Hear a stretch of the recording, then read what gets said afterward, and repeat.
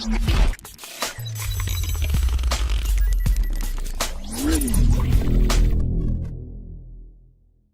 it's Tyler from ActiveBeat, and today I've got 6 reasons to consider trying tofu for you. Now, before the meat-eating members of our ActiveBeat team jump up in outrage, well, don't worry. We're not saying that you need to give up meat to try tofu. Vegetarian or not, tofu is definitely something worth trying, and here's 6 reasons why.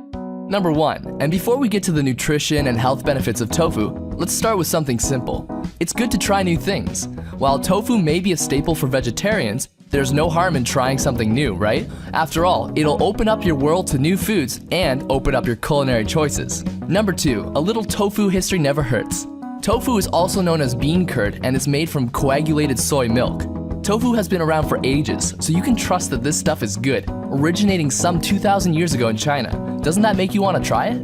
Number 3, tofu is versatile. It can come in many different forms. You can get tofu in fresh forms, whether soft, firm, or extra firm, but you can also get tofu processed in fermented, dried, and frozen forms. The firmness of fresh tofu depends on how much water is pressed out of the tofu itself.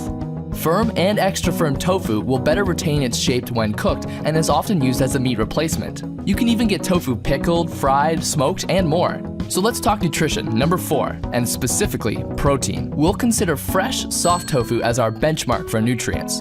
Now, tofu is a great source of protein, and that's why so many people use it as a meat substitute for their dishes. Whether you're vegetarian or for those who just want to shake things up, you're getting 8 grams of protein per 100 grams of tofu.